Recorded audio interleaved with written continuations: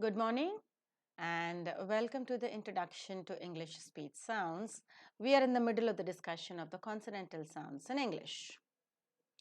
We started to understand how to describe a consonant sound in terms of voiced and voicelessness, place of articulation, and manner of articulation, all three, which together become the three-term label to describe a consonantal sound.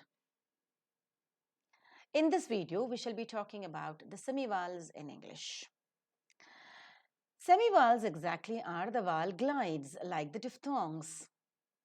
They are almost like a vowel in having the glide and in being voiced, but are in the group of the consonants because of their linguistic position, as they always occupy the marginal positions and can never become the nucleus in a syllable. As they are vowel glides to the succeeding vowels, they can never be in the word final position. There are two semivowels in English. Number one is w and number two is y. Note the distinction between the pronunciation of w as in W-E-T, wet, and v as in wet. V is a fricative, voiced labiodental fricative, as in V-E-T, wet. But w is not labiodental, but you rounded your lips and you pronounce and it becomes a vowel glide and so it becomes a semivowel. Let's look into these semivowels in detail. The very first semivowel that we are talking about is y. Y as in Y-A-K, yak. During the articulation of this sound, the soft palate is raised to shut off the nasal passage of air. The front part of the tongue is raised in the direction of the hard palate and assumes a position for a vowel between close and half-closed position and quickly glides to the next vowel that is present within the same syllable. The glide starts at the position of almost the sound E and moves to the immediately next sound. The lips are loosely spread or neutral while the sound is pronounced. The vocal cords vibrate, producing voice to the sound. So the three-term label to describe y as in yak is voiced because the vocal cords vibrate, palatal as the blade of the tongue goes very close to the hard palate region, and semivowel because it's a vowel glide but functioning as a consonantal sound linguistically speaking. Distribution-wise, both the semivowels can never occur word finally because both the semivowels are the quick vowel glides to the immediately next vowel sound. And that's why they cannot occur word finally. They occur in the initial position and the medial position of the words, as you could find in the examples of Y-E-S, yes, word initial position, B-E-Y-O-N-D, beyond, beyond is word medial position. Let's talk about some more examples practicing us for the year sound. Y-I-E-L-D, yield. Y-D-D-I-S-H, Yiddish. Y-E-T, yet. Y-A-K, yak. Y-A-R-D, yard. Y-A-C-H-T, yacht. Yacht. Note the spelling and note the pronunciation.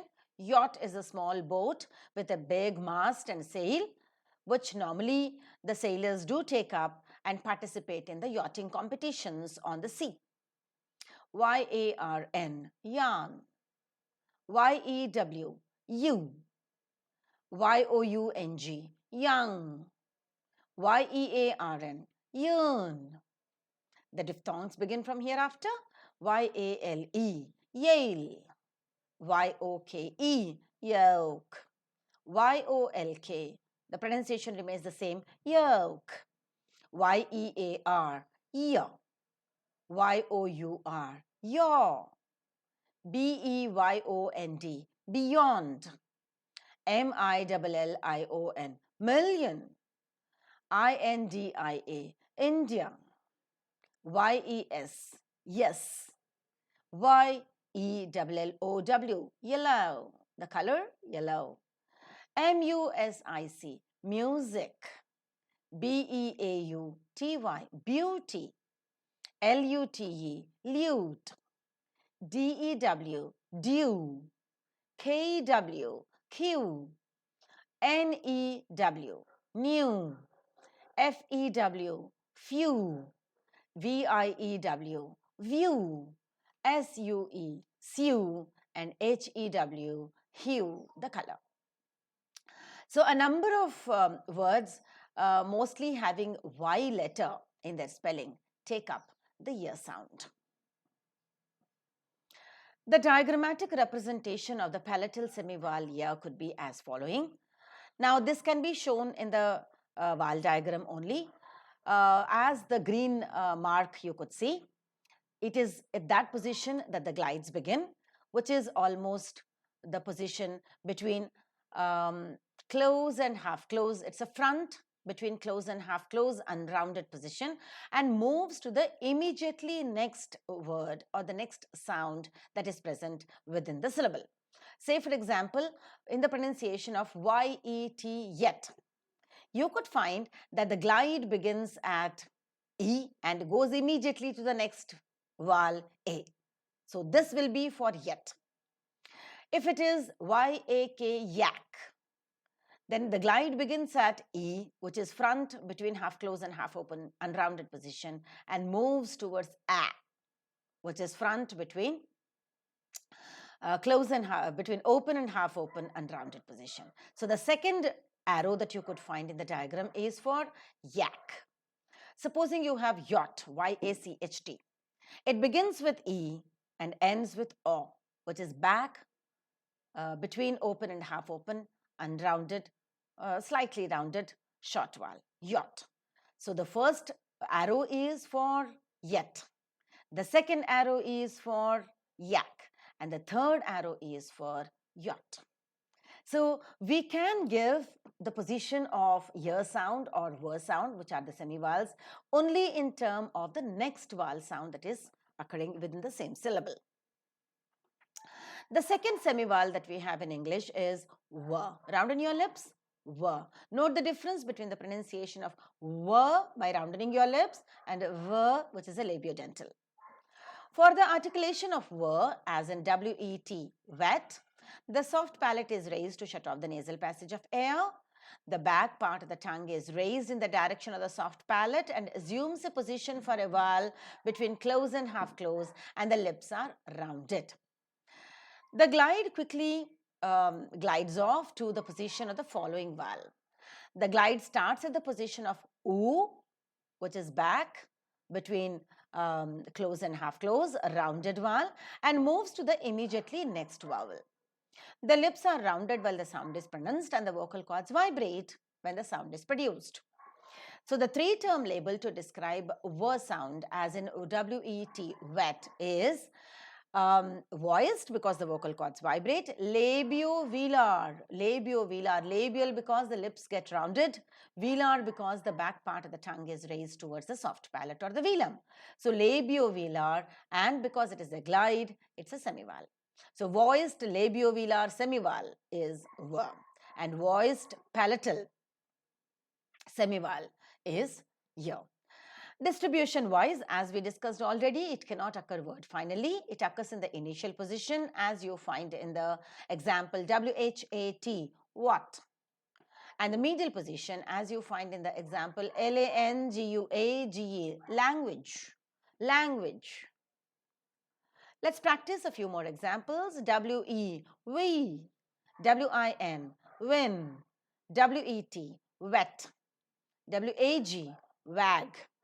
S-Q-U-A-S-H, squash. It's a game.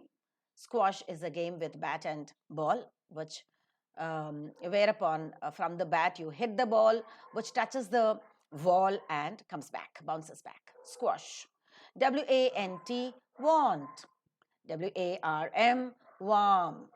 W-O-O-L, wool. W-O-U-N-D. As a verb, it is pronounced as wound. The winding machine, wind, wound, wound. The past tense form of wind is wound.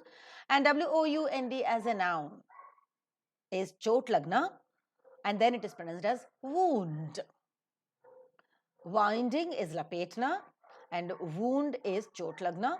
So as a verb, it is pronounced as wound. As a noun, it is pronounced as wound. W-E-I-R-D, weird. W-A-K-E, wake. W-O-N-T, want. W-I-F-E, wife. W-O-U-L-D, wood. W-O-R-K, work. W-I-S-E, wise. W-I-N-E, wine. W-E-R-E, were. W-I-T-H, with. W-O-R-D, word, the central long vowel. W-O-N, one. W-A-S-T-E, waste. W-E-S-T, west. W-I-N-T-E-R, winter. T-W-I-T-T-E-R, Twitter. T-W-I-N, twin. And Q-U-E-E-N, queen. So practice this slide again in order to see the difference between the labio-velar semivowel were and the labio-dental fricative were. So the diagrammatic representation for the labio-velar semivowel were is that the glide begins at the position of U, which is back, just above the half closed position, rounded, and moves to the immediately next vowel that is present in the example. Supposing we have a word like W-I-N, win. The first arrow is the representation, where it begins with U and ends with E. Supposing it is wet. The second arrow is the representation. It begins with U and ends with A. Supposing it is what. It begins with U and ends with R. So the diagrammatic representation of the semivowels depend upon the example and the immediately next vowel sound that is present in the example. Accordingly, you have the representation of the semivowels. With this discussion, we come to the end of all the 24 consonants in English phonology. We talked about this is the diagrammatic representation of all the consonants in English. You have on the extreme left the place of articulation and manner of articulation. The place of articulation, you have bilabial, labiodental, dental, alveolar, postalveolar, palatoalveolar, palatal, glottal, and velar. For each, you have voiceless and voice. First, it is VL, which means voiceless. The next, it is voiced, so it is V. And if you look at the manner of articulation, come down to the y-axis, it's plosives, affricates, nasals, laterals, fricatives, frictionless continuants, and semivowels. In English, we have bilabial plosives at per and bur. Per is voiceless, bur is voiced. Do you remember? Then we have the alveolar plosive ter and der. Ter is voiceless, der is voiced. Then we have the velar plosives ker and ger. Ker is voiceless and ger is voiced. Do you read them on the chart? Okay. The next manner of articulation is affricates. We have two affricates in English, palato-alveolar affricates, ch and j. Ch is voiceless, whereas j is voiced. Then we talked about nasals. We have three nasal sounds in English. All the nasals are voiced. The bilabial nasal is m, the alveolar nasal is n, and the velar nasal is m. Lateral sound, we have one lateral sound in English, l. The l is an alveolar lateral and lateral sound is voiced. So it's voiced alveolar lateral. Then we talked about the fricative sounds.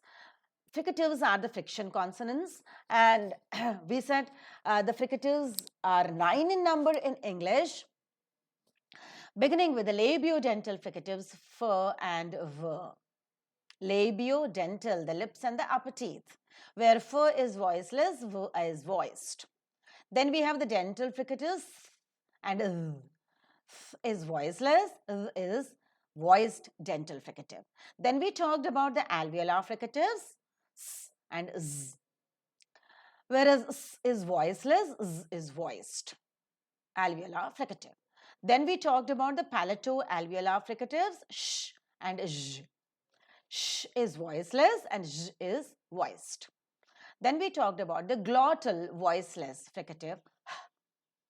In this way, we have 9 fricatives in English.